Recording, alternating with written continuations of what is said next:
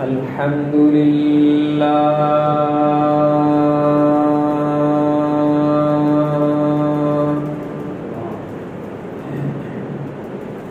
الحمد لله نحمده ونستعينه ونستغفره ونؤمن به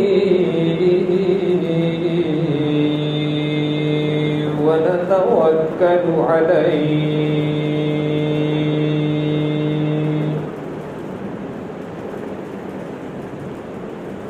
ونعوذ بالله من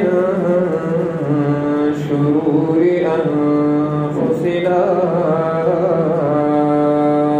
ومن سيئات أعمالنا من يهده الله فلا مضل له ومن يضلله فلا هادي له ونشهد أن لا إله إلا الله وحده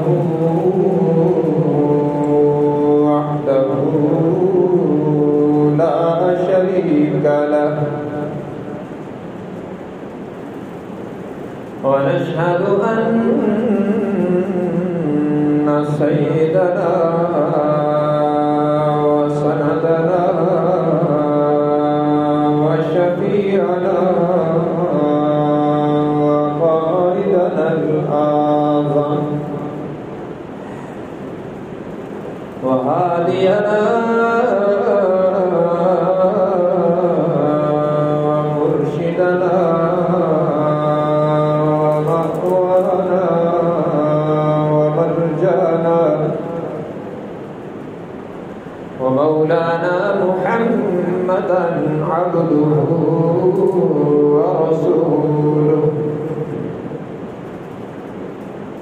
أرسله بالحق بشيرا ونذيرا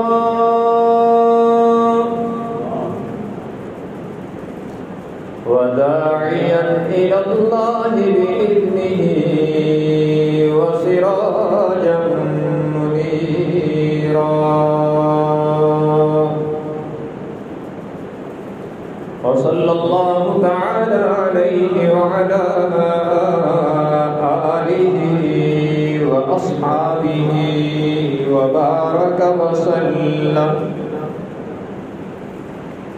وبارك وسلم تسليما كثيرا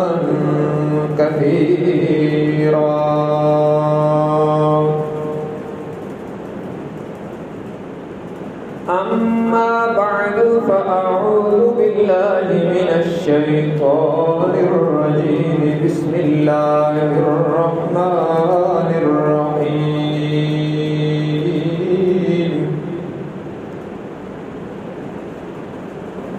إنما يريد الله ليذهب عنكم الرجس أهل البيت ويطهركم تطهيرا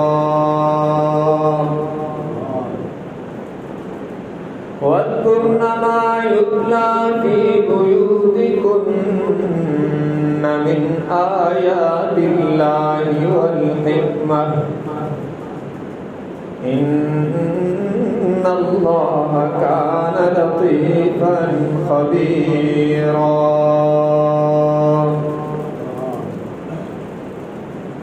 وقال الله تبارك وتعالى في كلام المقدس على مقام آخر قل لا أسألكم عليه أجرا إلا المودة في القربى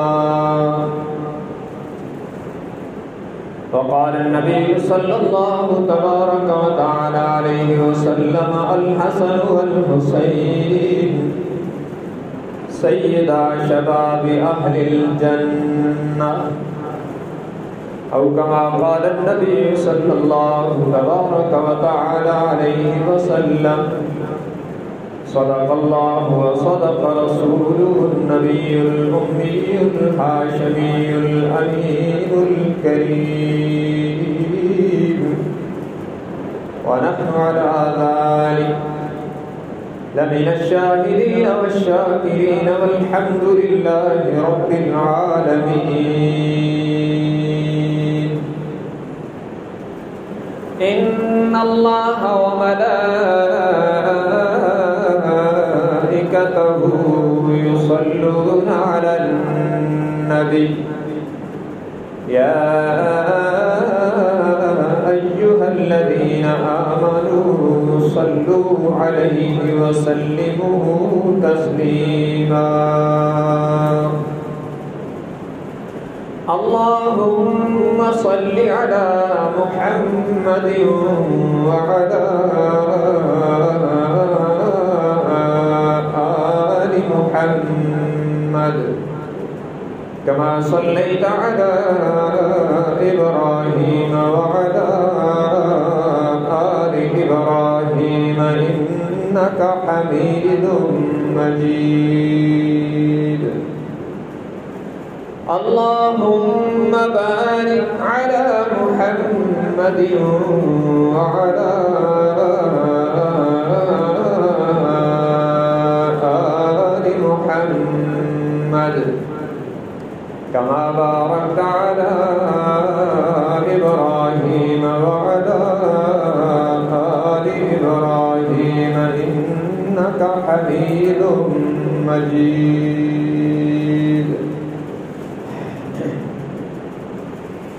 حاضرین کرام قدر،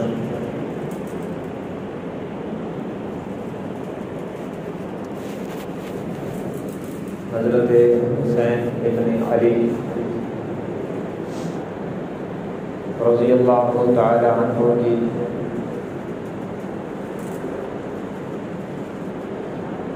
عظمت و مظلومیت پر گفتگو ہو رہی ہے. آج یہ اس سلسلے کی دوسری قسط ہے.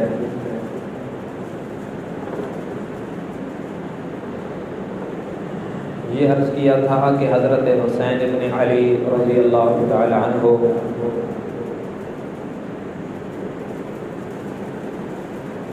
عظمت میں بھی بے مثال ہیں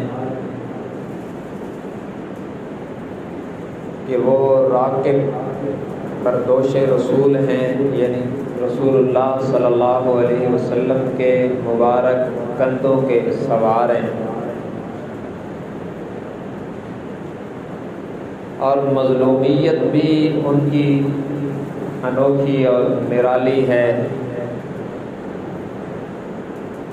کہ ان کے خاندان کے کئی بزرگ، جوان اور بچے ایک ہی دن میں ان کی آنکھوں کے سامنے شہید کر دیے گئے، اور پھر آخر میں انہیں ان تمام صدمات کو جھیلنے کے بعد مظلوماً شہید کر دیا گیا.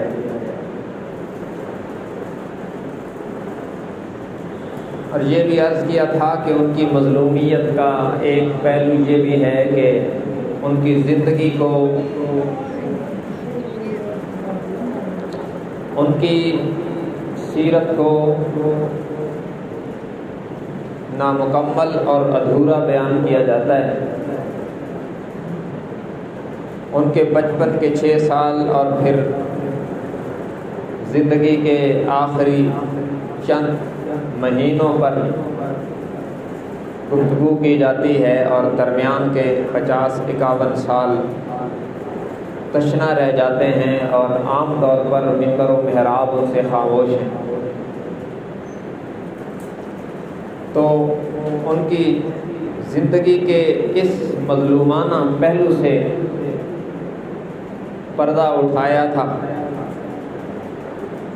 کہ حضور اکرم صلی اللہ علیہ وسلم کی وفات حسرت آیات کے بعد آپ کے انتقال ملال کے بعد حضرت ابو بکر صدیق رضی اللہ تعالی عنہ کے دور خلافت میں حضرت حسین کو کیسے نوازا گیا۔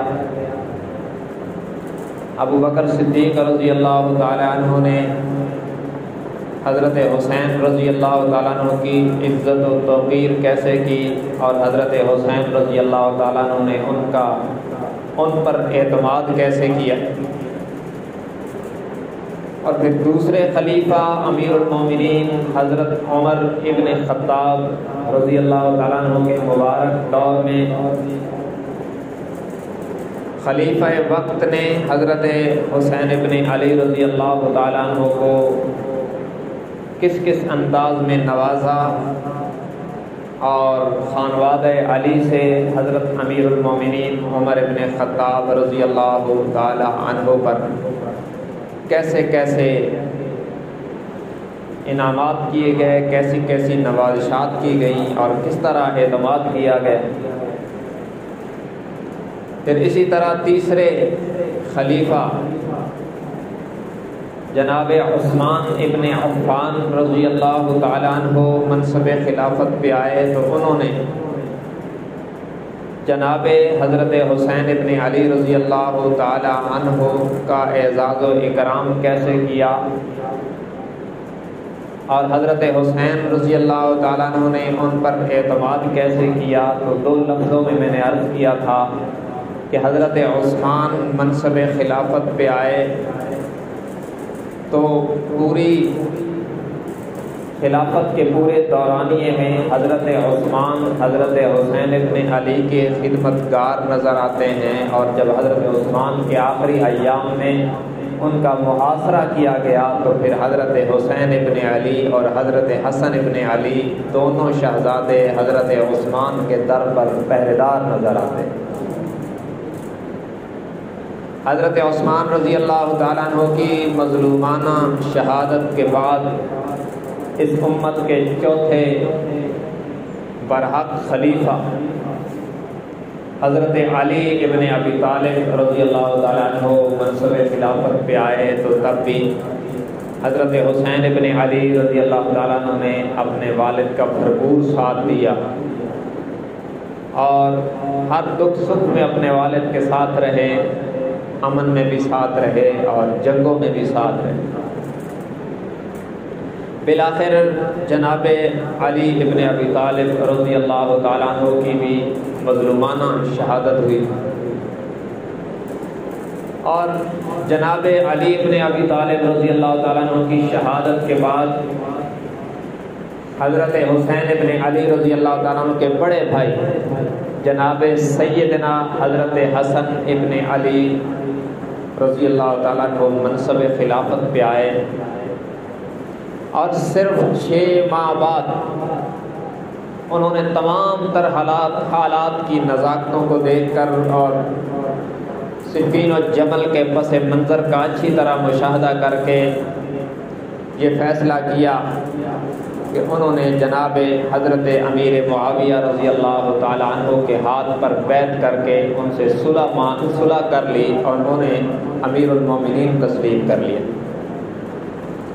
اس طرح امت کا بکھرا ہوا شیرازہ ایک بار پھر جڑ گیا، اور یہ پیشن گوئی پوری ہوئی حضور اکرم صلی اللہ علیہ وسلم کی۔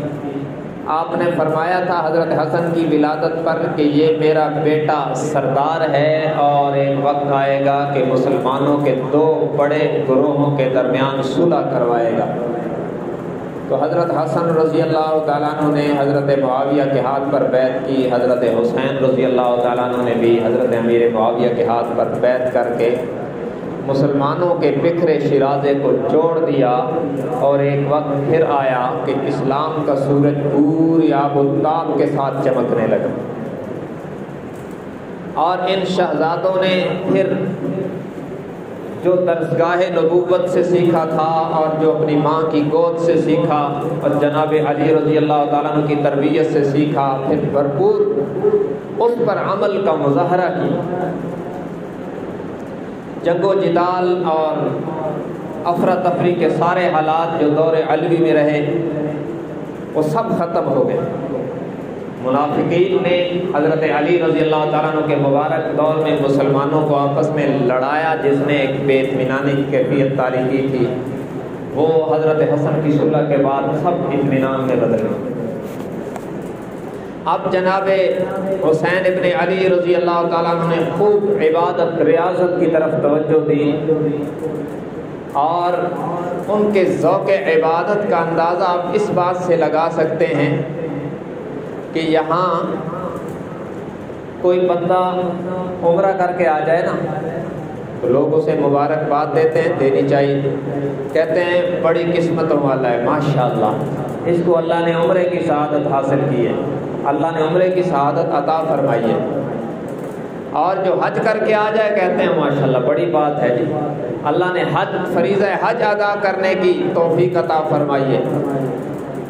حضرت حسین ابن علی رضی اللہ تعالیٰ عنہ وہ خوش قسمت اور عظیم انسان ہیں جنہوں نے اپنی حیات دنیاوی میں 25 بار پیدل چل کے بیت اللہ کا حج کیا، پیدل چل کے، یہاں تک کہ تاریخ میں لکھا ہے سواریاں ان کے ساتھ چلائی جا رہی ہوتی تھیں، لیکن وہ کہتے تھے اللہ کے در پہ حاضری دوں گا تو اللہ کے دیے ہوئے پاؤں سے چل کر حاضری دوں گا۔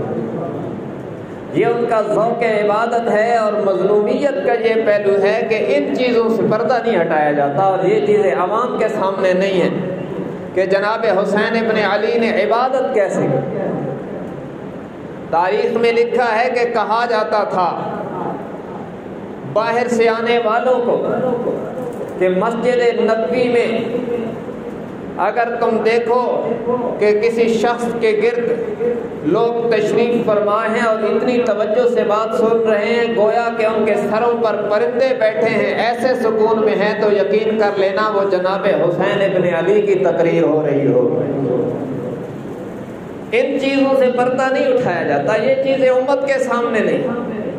یہ بھی ان کی سیرت میں لکھا ہے کہ سخاوت ایسی تھی، یوں لگتا تھا کہ حضرت حسین کے در سے سخاوت کا چشمہ بہ رہا ہے، غریبوں اور مسکینوں کی پناہگاہ تھی در حسین رضی اللہ تعالیٰ عنہ۔ اور کیوں نہ ہو، انہوں نے سخاوت کے گر کبھی فاطمہ زہرا سے سیکھے، کبھی علی المرتضیٰ سے سیکھے، اور کبھی محمد مصطفیٰ سے سیکھے صلی اللہ علیہ وسلم۔ اس لیے غریب پروری اور سخاوت ان کا نمایاں وصف تھا، اور تلاوت قرآن کا خاص ذوق تھا۔ اور یاد رکھنا یہ جو ذوق تھا نا، اس میں ذوق کار فرما تھا جناب سیدہ فاطمہ الزہرا کا، کہ انہوں نے جناب حسین کو بچپن میں گود میں لٹا کر آیات کی لوری دی، اور جناب علی المرتضیٰ نے بچپن میں جناب حسین کو اٹھا کر قرآن پڑھا، اور پھر ان سب سے بڑھ کر حضور علیہ السلام نے اس شہزادے کو گود میں بٹھا کے قرآن پڑھا۔ وہ ذوق منتقل ہوا تو جناب حضرت حسین ابن علی رضی اللہ تعالیٰ عنہ کی زندگی میں ذوق تلاوت نمایاں نظر آتا ہے، اور یوں لکھا ہے تاریخ والوں نے کہ 12 مرتبہ دیکھا جاتا تھا کہ حسین ابن علی ادھر ادھر سے بالکل بے خبر ہوتے اور ان کی نظریں قرآن کے صفحات پر جمی ہوئی نظر آتی تھی، محو ہو کر قرآن کی تلاوت کرتے تھے۔ یہ ان کی زندگی کے وہ روشن پہلو ہیں جب حضرت حسین کی عین چمکتی ہوئی جوانی ہے، اور عبادت کا یہ ذوق ہے کہ شہزادہ ہونے کے باوجود، اونچا خاندان ہونے کے باوجود پیدل چل کے بیت اللہ کا حج ہو رہا ہے۔ آج تو جو ذرا اونچے گھرانے کا ہو وہ اپنی توہین سمجھتے ہیں، تھوڑا سا دور گھر ہو تو پیدل چل کے مسجد میں بھی نہیں آتے کہ لوگ کیا کہیں گے کہ حضرت جی پیدل چل رہے ہیں، گلیوں سے گزر رہے ہیں، گاڑی لاؤ۔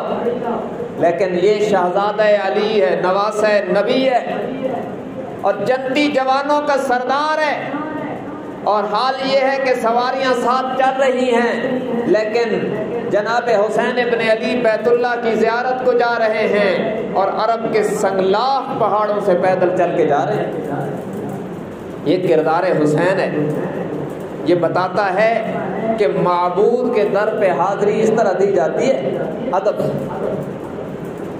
اور پھر اسی کے ساتھ ان کی زندگی کا یہ پہلو بھی بڑا نمایاں ہے کہ حضرات صحابہ کرام نے اللہ کے نبی کی قرابت کا خوب خیال رکھا اور جناب حسنین کو، سیدنا حسن و حسین کو خوب نوازا اور ان کی خوب عزت افزائی کی، ان کا خوب اکرام کیا، یہاں تک کہ حالت جنگ میں بھی صحابہ حضرات حسنین کا ادب اور احترام کرتے ہیں۔ جب افراتفری کا عالم ہوتا اور امن کی حالت میں تو کیا ہی بات ہے۔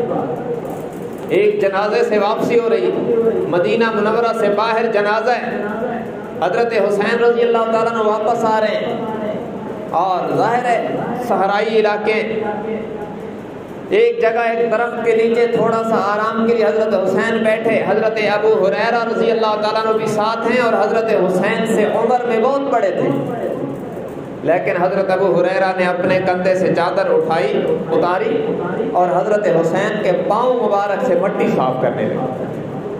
یہ صحابہ کا ادب ہے۔ حضرت حسین رضی اللہ تعالیٰ عنہ نے فرمایا یہ آپ کیا کر رہے ہیں؟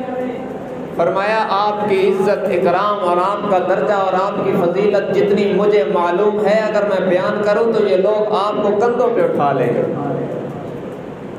یہ ان کی زندگی کا نمایاں پہلو ہے اور یہ بھی ان کی زندگی میں کا نمایاں پہلو ہے۔ لوگ آج حضرات حسنین کو حضرت معاویہ کے مقابلے میں دکھاتے ہیں، لیکن یاد رکھو صلح حسن کے بعد حضرت معاویہ نے ان شہزادوں کو نوازنے میں اور ان کی عزت و احترام میں کوئی کسر نہیں چھوڑی۔ انہوں نے ہدیے اور تحائف اتنے دیے کہ تاریخ میں لکھا ہے بسا اوقات ایک ایک مجلس میں حضرت معاویہ 2-2 لاکھ درہم ان کی خدمت میں پیش کیا کرتے تھے، اور انہوں نے بھی اعتماد کیا یہاں تک کہ حضرت معاویہ کے دور میں جو قسطم دنیا کی جنگ لڑی گئی سن 49 یا 51 ہجری میں، اس میں حضرت حسین نے سپاہی بن کے شرکت کی۔ تو جہاد بھی حضرت حسین کی زندگی کا نمایاں پہلو۔ حضرت عثمان کے دور میں 2 بڑی جنگیں لڑی گئی، ان میں بھی حضرت حسین کی نمایاں شرکت رہی۔ حضرت معاویہ کے دور میں قسطم دنیا کی عظیم جنگ ہے جس میں مشہور صحابی رسول اور میزبان رسول جناب ابو ایوب انصاری رضی اللہ تعالیٰ عنہ کی شہادت ہے اور بڑی مشہور ہے کہ انہوں نے وصیت کی تھی کہ اگر میں وہاں پہنچنے سے پہلے میری وفات ہو جائے تو میرا جنازہ اٹھا کر وہاں تک لے جانا، تاکہ میں اللہ کی عدالت میں یہ کہہ سکوں کہ میں تو مر کے بھی وہاں پہنچا تھا۔ مورخین نے لکھا ہے کہ ابو ایوب انصاری کی وفات پہلے ہو گئی، ان کی وصیت کے مطابق ان کا جنازہ اٹھایا گیا اور جہاں جہاں سے ان کا جنازہ گزرتا تھا خوشبو مہک جاتی تھی۔ اس جنگ میں حضرت حسین بھی سپاہی کی حیثیت سے شریک ہیں حضرت معاویہ کے دور میں۔ مسئلہ خراب تب ہوا جب حضرت معاویہ رضی اللہ تعالیٰ عنہ کی وفات ہوئی 22 رجب سن 60 ہجری 22 رجب سن 60 ہجری کو حضرت معاویہ کی وفات ہوئی اور یزید تخت نشین ہوا۔ یزید خلیفہ وقت کے طور پر سامنے آیا تو جن لوگوں نے یزید کی بیعت سے انکار کیا تھا ان میں 5 شخصیات نمایاں تھیں: حضرت عبداللہ ابن عمر، حضرت عبداللہ ابن عباس، حضرت عبداللہ ابن زبیر، حضرت عبد الرحمن ابن ابی بکر اور حضرت حسین ابن علی رضی اللہ تعالی عنہم اجمعین۔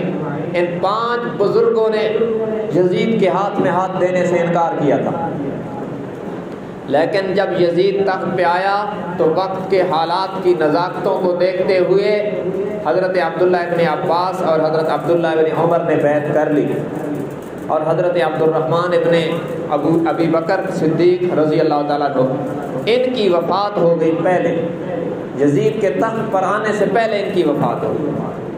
حضرت معاویہ کی زندگی کے آخری ایام میں حضرت معاویہ نے یزید کی بیعت لینے کی بات کی تھی، اس وقت انہوں نے انکار کیا تھا، لیکن باقاعدہ طور پر یزید کے تخت پر آنے سے پہلے ان کی وفات ہو گئی۔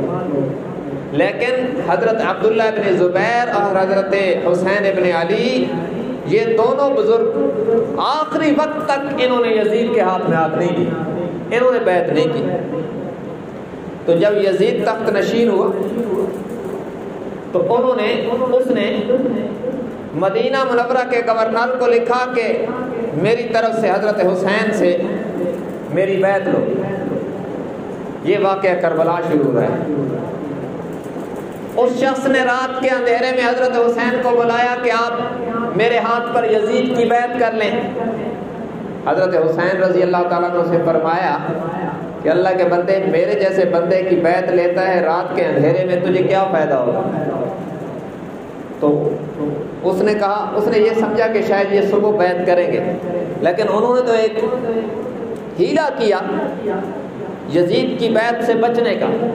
یہ نہیں کہا کہ صبح میں بیعت کروں گا۔ حضرت علی کا خون، بلکہ نبی کا خون ہو اور جھوٹ بول جائے، یہ ممکن نہیں۔ اس سے کہا کہ میرے جیسے بندے کی بیعت کا فائدہ رات کو اتنا نہیں ہوگا جتنا دن کو ہوگا۔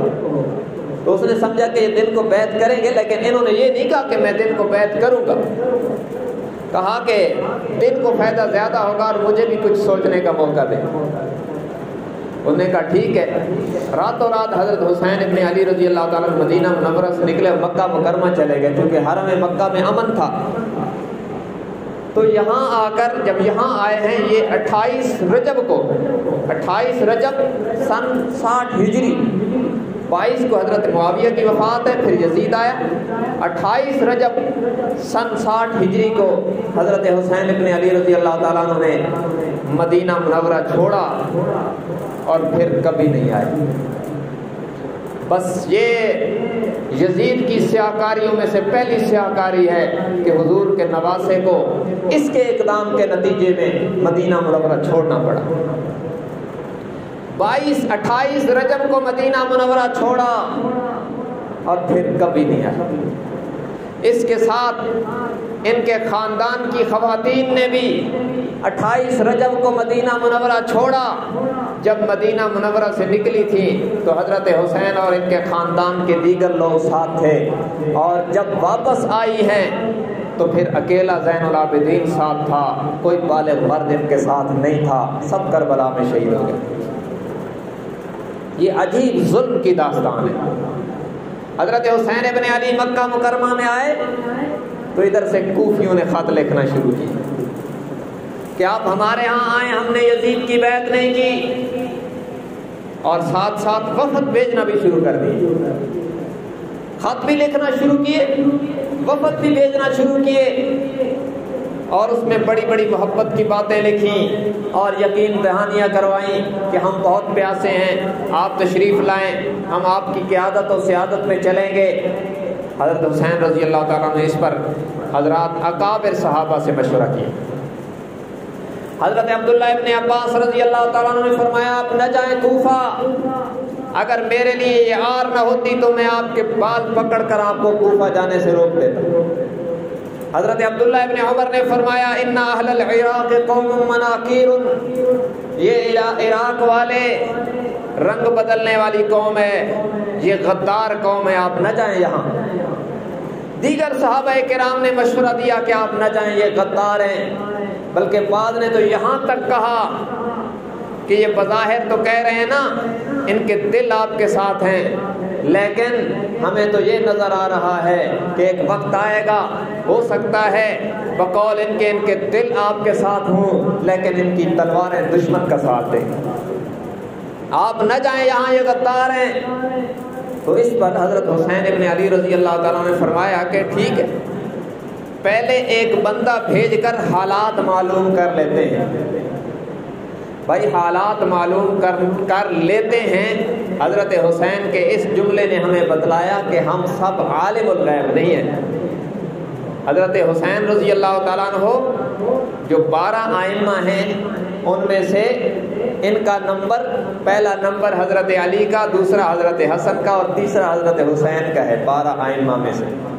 اور یہ بھی عقیدے کے طور پر یاد رکھیں، اگرچہ ہمارا اور شیعہ حضرات کا 12 ائمہ کے متعلق نظریات میں تو اختلاف ہے، لیکن اتنی بات میں ہم سب کا اتفاق ہے کہ ہم بھی 12 ائمہ میں سے ہر ایک کو قابل احترام سمجھتے ہیں اور اس کا ادب اور احترام کرنا باعث ثواب سمجھتے ہیں۔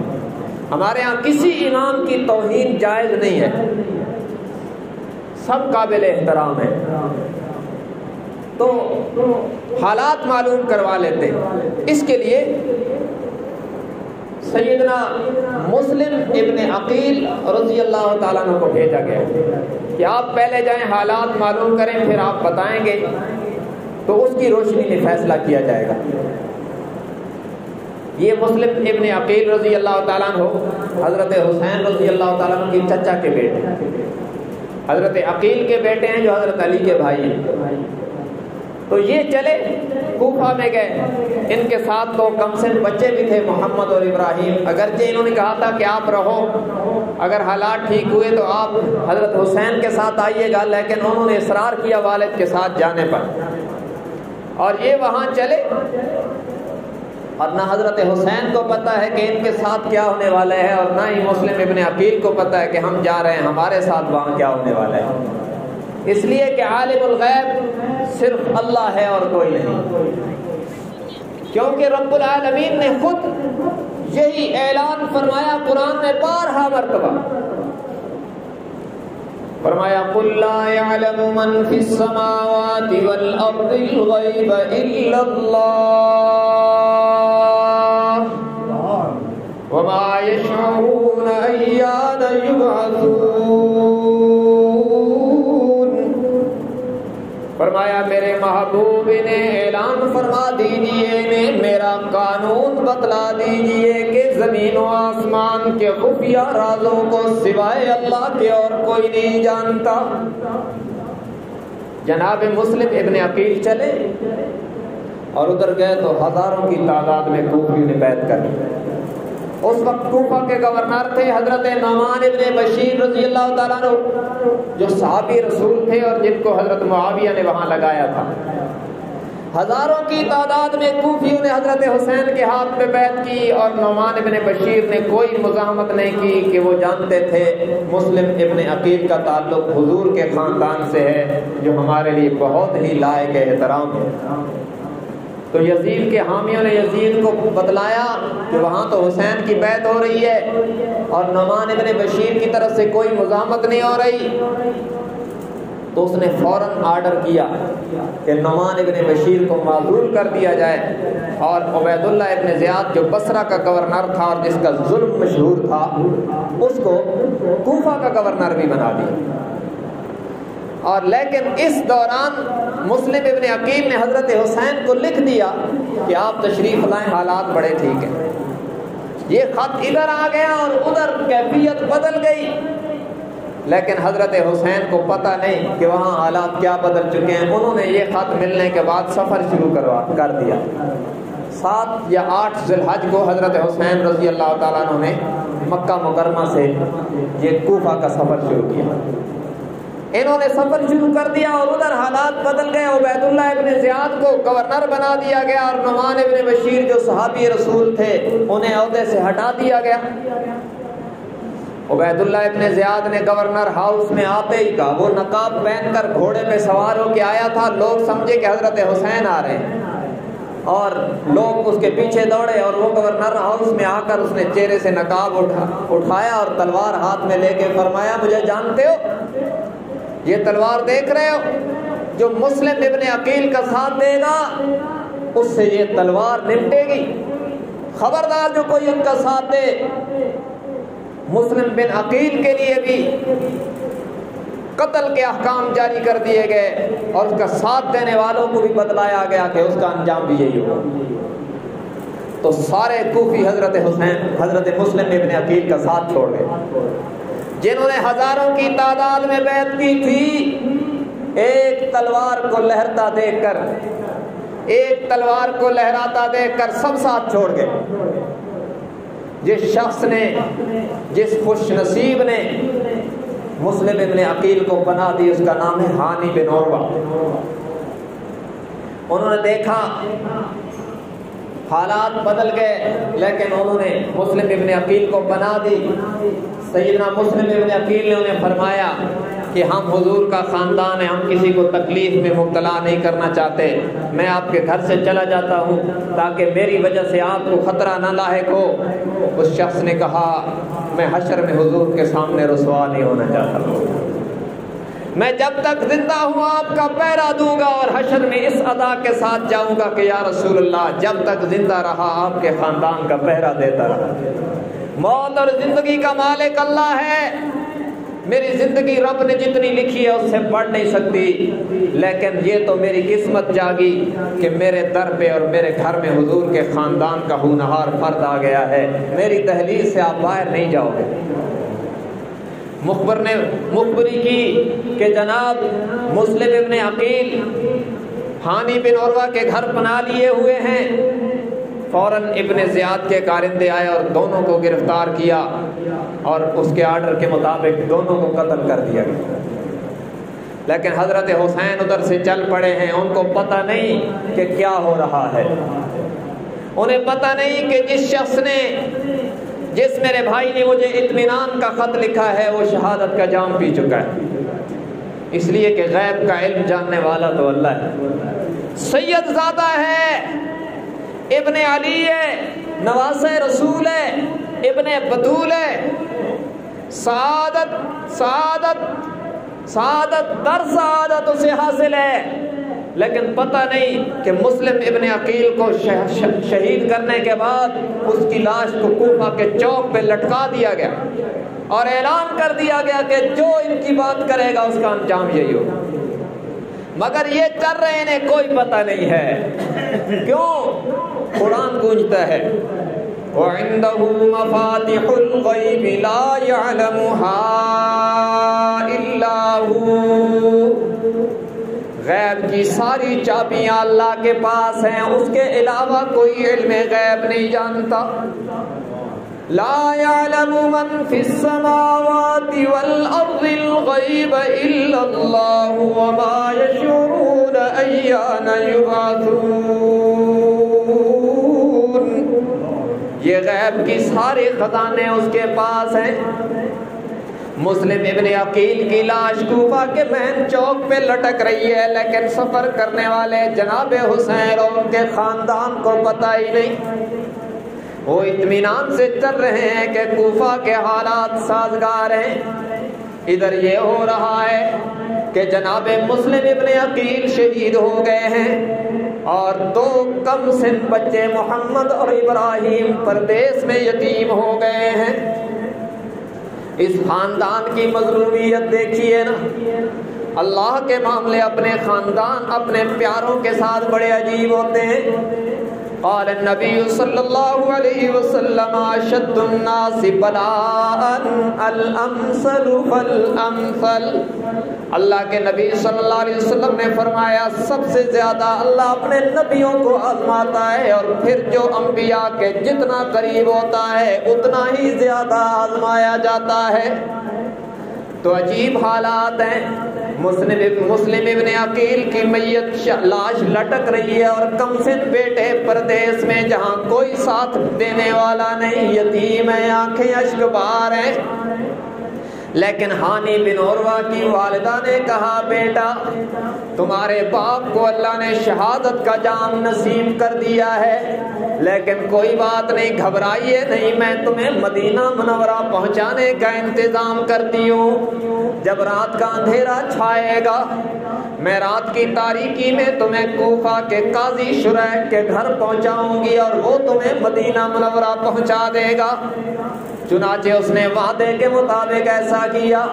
قاضی صاحب اچھے آدمی تھے, ان کے گھر پہنچا دیا کہ یہ رسول اللہ صلی اللہ علیہ وسلم کے خاندان کے بچے ہیں, انہیں مدینہ منورہ پہنچانا ہے. اس نے وعدہ کیا. صبح صبح اس نے اپنے بیٹے اسد سے کہا آج مدینہ منورہ میں عراق سے قافلہ جا رہا ہے, ان بچوں کو ان قافلے میں ملا دو تاکہ یہ مدینہ منورہ پہنچ جائیں.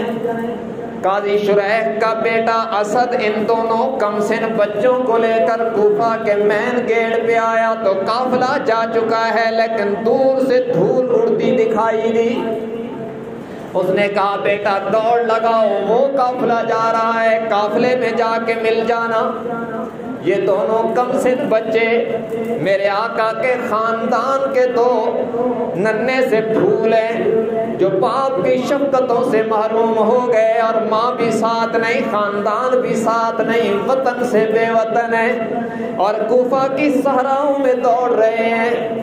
سارا دن چلتے رہے, دوڑتے رہے, لیکن قافلہ نہیں ملا. رات کی تاریکی چھانے لگی, لیکن پھر بھی مشورہ کیا کہ رات کو آرام نہیں کرتے, چلتے رہتے ہیں, ہو سکتا ہے قافلہ مل جائے. دن بھی چلتے رہے, رات بھی چلتے رہے. جب فجر کی اذان ہوئی تو ایک درخت کی اوٹ میں تھک ہار کے جو بیٹھے, فجر کی اذان کی صدائیں بلند ہوئی تو اس وقت بڑے نے چھوٹے سے کہا بھائی جان یہ تو ہم بھول گئے اور واپس کوفہ آ گئے ہیں, یہ تو اسی مؤذن کی اذان ہے جس دن عبید اللہ ابن زیاد آیا تھا, سب سے پہلے جس مؤذن نے اذان دی تھی, یہ تو اسی کی آواز ہے. ہم تو راستہ بھول گئے ہیں نا.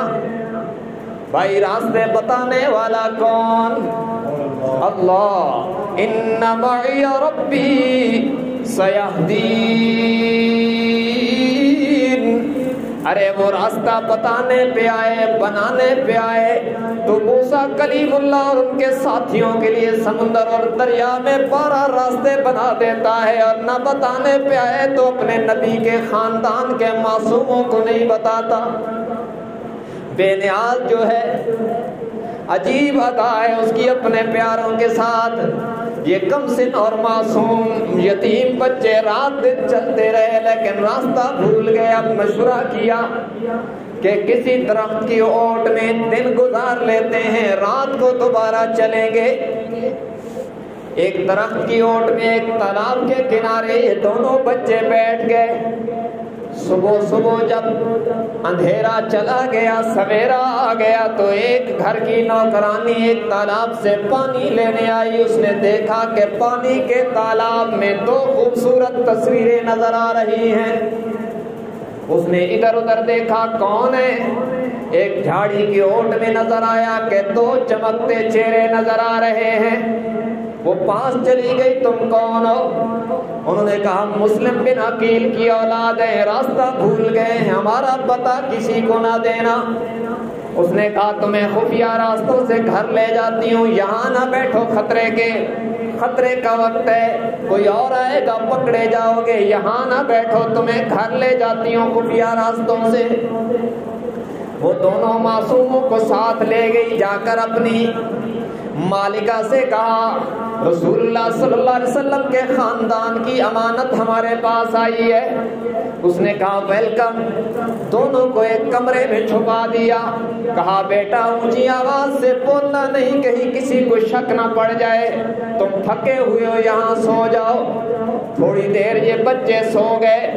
تھوڑی دیر کے بعد بڑا بیدار ہوا اور اس نے چھوٹے کو بھی جگا دیا اور کہا بھائی جان مبارک ہو. اس نے کہا آپ کو بھی مبارک ہو. کہا کیا ہوا ہے؟ کہا ابھی جو آنکھ لگی تو والد محترم جناب مسلم مسکراتے ہوئے آئے ہیں, اور انہوں نے کہا بیٹا گھبراؤ نہیں, تمہاری اور میری ملاقات جلد ہونے والی ہے. ادھر یہ بچے معصوم پناہ لیے ہوئے ہیں, دن اس حال میں گزر جاتا ہے. رات کو اس امیر خاتون کا بیٹا دیر سے گھر واپس آیا ہے. اس خاتون نے کہا بیٹا آج دیر سے کیوں آئے ہو؟ اس نے کہا ابن زیاد نے اعلان کیا ہے جو مسلم بن عقیل کے بیٹوں کا سر لائے گا 10,000 دینار انعام پائے گا۔ میں تو دن بھر کوفہ کی گلیوں میں انہیں تلاش کرتا رہا لیکن مجھے نہیں ملے۔ یہ گفتگو ہو رہی ہے، اس دوران اچانک دونوں بچوں کے بولنے کی آواز آئی۔ اس نے کہا کہاں سے آواز آ رہی ہے؟ ماں نے کہا بیٹا کہیں پڑوسیوں کے بچے بول رہے ہیں، لیکن تقدیر کا فیصلہ اس نے جب توجہ کی اس نے کہا آواز تو میرے گھر سے آ رہی ہے۔ ادھر ادھر دیکھا، کمرے کا دروازہ کھولا تو اسے نظر آ گیا۔ اس نے کہا واہ بھائی واہ، میرا تو کام بن گیا ہے، جنہیں ڈھونڈ رہا تھا وہ آج گھر میں نظر آ گئے ہیں۔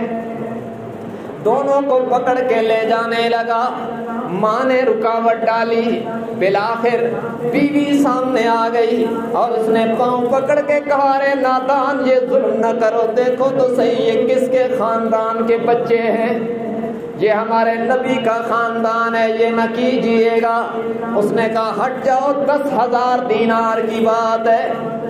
دولت کے بھوکے انسان کو بیوی نے بالآخر کہا رے نادان اگر تجھے دولت چاہیے تو مجھے باندی بنا کر کوفہ کے بازاروں میں بیچ ڈال، میں ساری زندگی نوکرانی بن کے زندگی گزار لوں گی، لیکن میں یوں تو نہیں دیکھ سکتی نا کہ رسول کے خاندان کو ہمارے گھر سے نکال کے قتل کر دیا جائے۔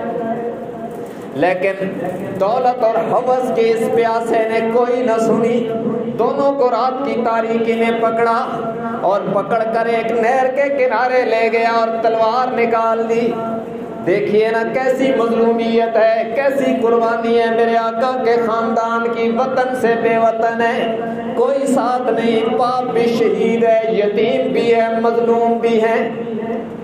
تلوار نکالی، انہیں یقین ہو گیا کہ ہمیں قتل کرے گا۔ بڑے نے چھوٹے سے کہا پہلے مجھے قتل کر دینا، میں اپنے چھوٹے بھائی کو اپنی آنکھوں کے سامنے ذبح ہوتا نہیں دیکھ سکتا۔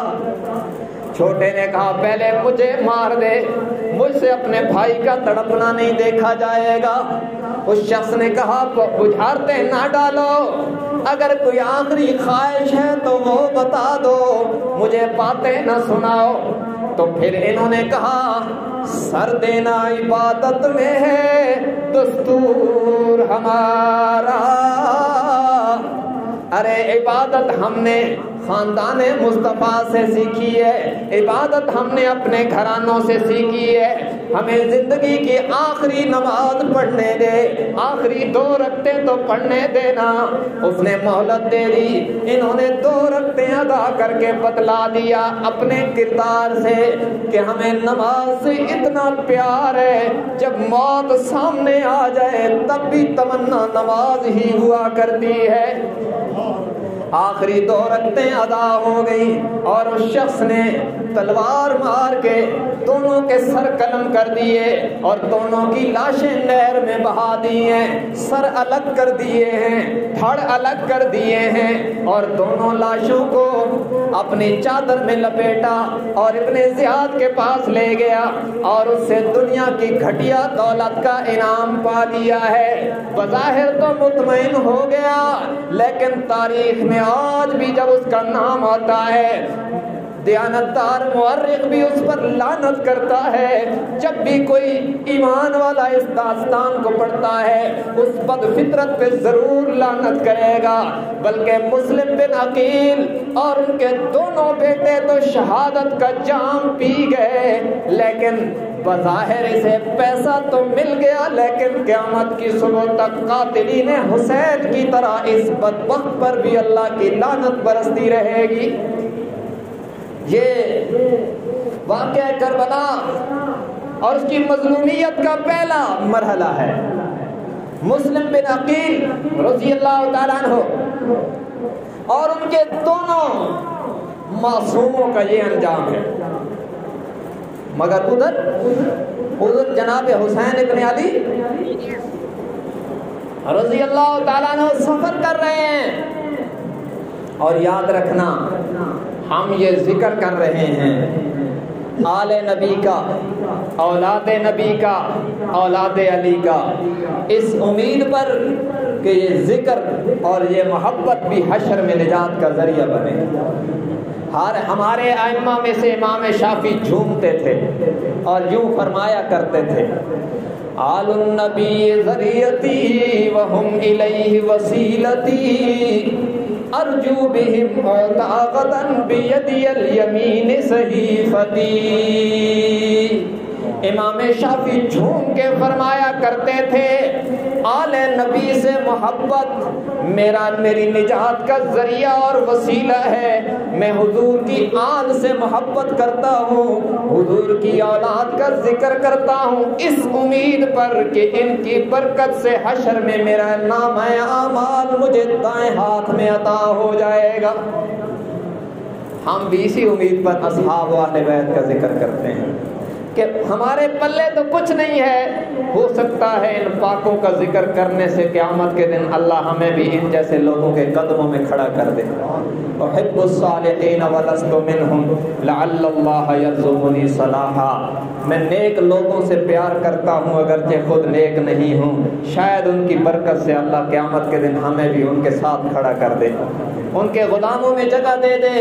اس امید پر جناب حسین ابن علی رضی اللہ تعالیٰ عنہ اور ان کے ساتھیوں کا ذکر ہو رہا ہے، اور الحمدللہ ہم ذکر حسین کو اپنی معلومات کی حد تک پورا آپ کے سامنے لا رہے ہیں، اس امید پر کہ کبھی نہ کبھی انشاءاللہ یہ تذکرے رنگ لائیں گے، دنیا میں بھی اور آخرت میں بھی۔ تو انشاءاللہ یہاں سے آگے کیا ہوا، انشاءاللہ آئندہ جمعہ کے خطبہ میں واقعہ کربلا کا دوسرا مرحلہ اور حضرت حسین اور ان کے خاندان کی دردناک کہانی انشاءاللہ آئندہ جمعہ کے خطبہ میں عرض کریں گے۔